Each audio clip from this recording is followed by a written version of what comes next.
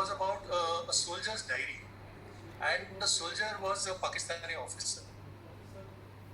And this officer probably wrote this, when he was sitting on one of the mountain tops. And it said, Indian soldiers are coming. Indian soldiers are coming.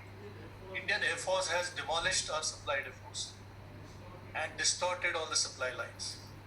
The Indian artillery is, the shells are coming down with great accuracy, and the Indian soldiers are coming. We have run out of ammunition, we have run out of food, and it's a miracle that will see us through. And if we survive this night, it will be at the mercy of God. So that was the situation of all these people who thought that these mountains were unsurmountable. And though it was a completely uphill task, we all know how our soldiers fought, and eventually we got victory.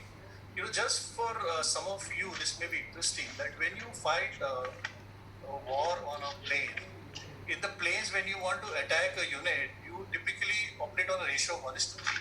That means if there is a section strength of 10 people holding the enemy position, then you need at least 30 people to do an attack. But in the mountains, the ratio completely changes, and it becomes 1:10. So in a place like Kargil, where the war was fought on the highest battlefield in the world, if you had to capture a position of 10 people, you need 100 people to go up. And the reason for this is because 70 to 80% casualties are expected. So that is a kind of operation, and hats off to our soldiers who kind of just went and at 132 points, Pakistan had occupied positions at 132 points across, Tras, Batalik, Kargil, and our soldiers went and we threw them back from the LOC. This war also was a great example of inter-services coordination, between the Air Force and the Army, between the Army, between infantry and artillery.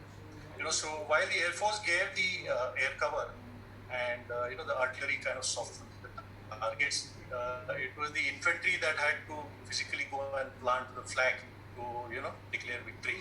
So victorious we were, and this victory was so good that it boosted the morale of the armed forces and the entire country, because the last one was in 71, 30 years had gone, and memories were fading. So that was a great boost. And thereafter, I think we all know about the surgical strike.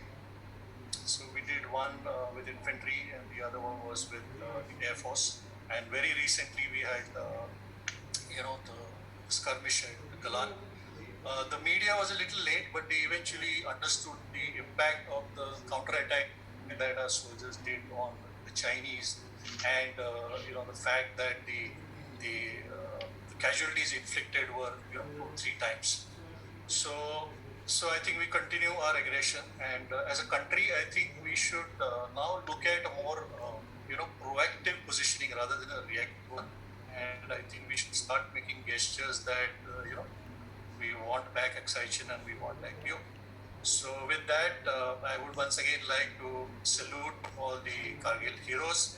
I would like to accept this honor from Rotary on behalf of the unsung heroes. And once again, I would like to thank District Governor Lakshmi Kulkarni and the entire Rotary Shivaji Nagar team. Thank you very much. Jai Hind.